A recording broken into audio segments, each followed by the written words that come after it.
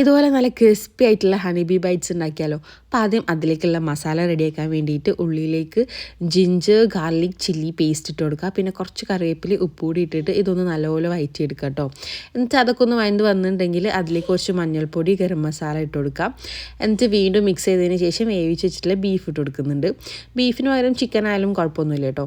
എന്നിട്ട് നല്ലപോലെ മിക്സ് ചെയ്ത് ലാസ്റ്റ് അതിൻ്റെ മുകളിലായിട്ട് കുറച്ച് മല്ലിയിലയും കൂടി ഇട്ട് കൊടുത്തിട്ട് ഫ്ലെയിം ഓഫ് ആക്കാം. ഇനി സമൂസ ഷീറ്റ് ഇതേപോലെ ഒന്ന് കട്ട് ചെയ്തെടുക്കാം. എന്നിട്ട് ഫില്ലിങ് വെച്ച് ഞാൻ അതിൻ്റെ ഉള്ളിൽ കുറച്ച് ചീസ് കൂടി വെക്കുന്നുണ്ട് കേട്ടോ. എന്നിട്ട് ഈ കാണുന്നതുപോലെ ഒന്ന് റോൾ ചെയ്തെടുത്തിട്ട് ഉള്ളിൽ നിന്ന് സൈഡിൽ നിന്നൊക്കെ ഒന്ന് ഉള്ളിലേക്ക് ആക്കി കൊടുത്തിട്ട് നല്ല ചൂടെണ്ണയിലിട്ടൊന്ന് ഫ്രൈ ചെയ്തെടുക്കാം കേട്ടോ. സംഭവം ഭയങ്കര ക്രിസ്പി ആയിട്ടുള്ളൊരു സ്നാക്കാണ്. ഭയങ്കര സിമ്പിളായിട്ട് ഉണ്ടാക്കാൻ പറ്റിയിട്ടുള്ളൊരു സ്നാക്ക് കൂടിയാണ് കേട്ടോ. അപ്പം സംഭവം എല്ലാവരും ട്രൈ ചെയ്ത് നോക്കി. കുട്ടികളൊക്കെ ഉണ്ടെങ്കിൽ എന്തായാലും ഇഷ്ടപ്പെടും. ഭയങ്കര ക്രിസ്പി അല്ലേ.